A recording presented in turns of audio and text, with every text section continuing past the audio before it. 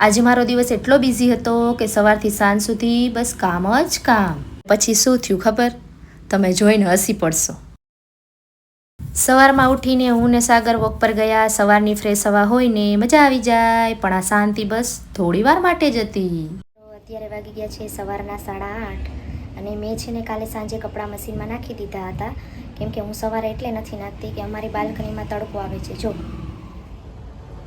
10 વાગ્યાની આસપાસ મારી ફ્રેન્ડ આવી. પછી શું વાતો સ્ટાર્ટ. પછી હું કામમાં લાગી ગઈ. બોટલમાંથી મગ બરણીમાં કાઢ્યા, કેમ કે બોટલમાં રાખી તો મગ બગડે નહીં અને જોઈ એમ કાઢતા જવાના. ઘરના કામ તો ક્યારેય ખતમ જ નથી થતા. અત્યારે વાગી ગયા છે 4 અને સારાંશ ઉઠ્યો છે તો એને નાસ્તો ખાવો છે. પણ છે ને બપોરે મેં મગનું શાક કરવાનું હતું, બાફી લીધા, પણ સાગર કે મારે બટેકાનું શાક ખાવું છે.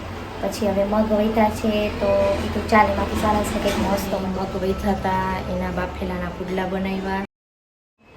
અને હવે સારાંશને ન્યુટ્રેલા ખાવું છે, ચોકલેટવાળો. જો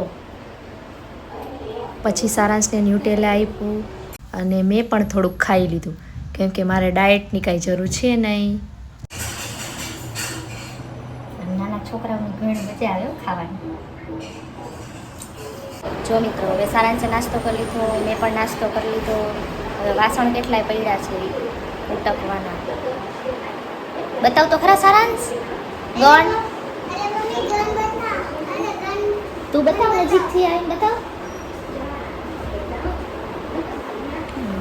જો આ આમ પેન છે અને આમ ગન છે. લાઈટ કરીને બતાવ. હા તૂટી ગઈ. હા જો ફ્રેન્ડ્સ,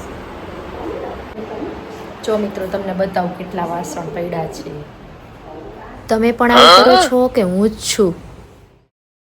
પછી હું તૈયાર થઈ ગઈ અને આલુ પરોઠાની તૈયારી કરી. અહીં મેં મસાલો પણ બનાવી લીધો છે અને લોટ પણ બાંધી લીધો છે. પછી હું, સાગર અને સારાંશ અમે ત્રણેય ગાર્ડનમાં ગયા. અહીં સારાંશ મારા દાંત ચેક કરે છે, જો લાઇટ લઈ. ડૉક્ટર બનવાની પ્રેક્ટિસ ચાલુ છે. અંધારું થઈ ગયું પછી અમે ઘરે આવી ગયા. હું દૂધ ગરમ કરતી હતી અને બીજી બાજુ પરોઠા બનાવતી હતી અને સાથે સાથે ચા પણ બનાવતી ગઈ. તો હવે ફાઇનલી મારા આલુ પરોઠા અને ચા તૈયાર છે. ચાલો સાગરને પૂછીએ કેવા બન્યા. સાગર કે મસ્ત બન્યા. આ સાંભળીને બહુ મજા આવી ગઈ. મારો આજનો દિવસ આટલો બિઝી હતો પણ બહુ મસ્ત ગયો. પછી હું પણ જમવા બેસી ગઈ. ચા સાથે આલુ પરોઠા ખાવાની મજા જ કંઈક અલગ હોય. આવા ડેઇલી વ્લોગ માટે મારી ચેનલને લાઇક અને સબસ્ક્રાઈબ કરી દેજો. જય શ્રી કૃષ્ણ. બાય.